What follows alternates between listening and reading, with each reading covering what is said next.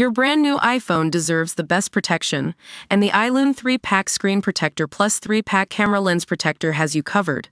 Don't take risks with your iPhone. Click the link in the video description to shop now on Amazon.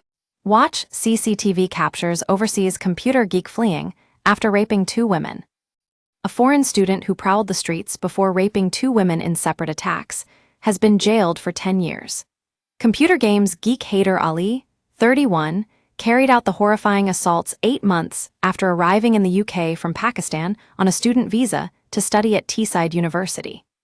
CCTV footage captured the moment Ali fled after subjecting his victims to terrifying ordeals in Stockton-on-Tees on September 7 last year. One of his victims, a pregnant woman, feared for the life of her unborn child after being left injured by his brutal attack. The other woman endured a harrowing hour-long ordeal that has left her devastated. Teesside Crown Court heard Ali, who had been working in his brother's takeaway restaurant while studying in Middlesbrough, left but his shift and deliberately headed to an area of the town known for prostitution.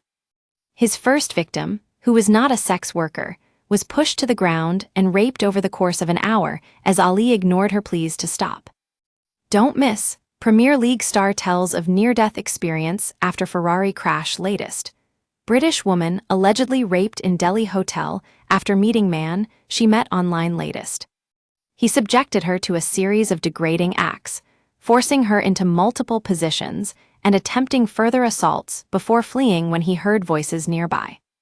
His victim described the attack as a nightmare that left her feeling dirty and unable to trust men. She said in a victim impact statement, "The whole incident lasted nearly an hour, and I felt it was never going to end.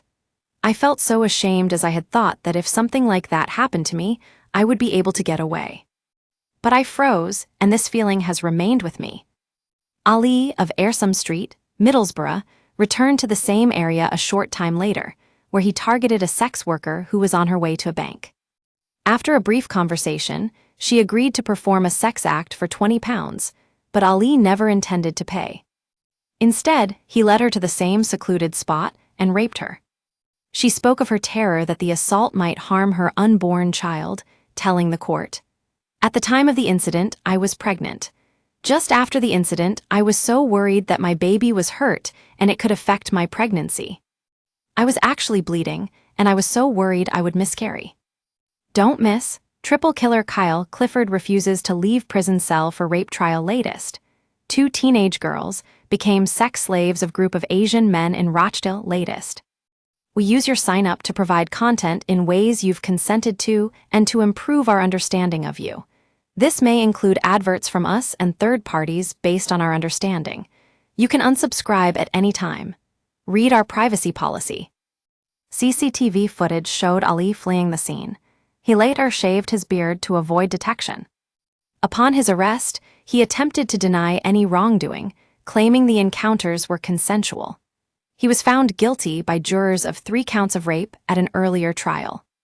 At his sentencing hearing, Ali continued to deny his crimes, telling the judge, "I'm a student in this country.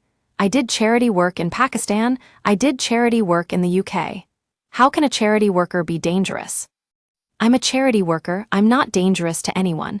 I deny all these charges. Sir, I didn't do this, I'm a charity worker."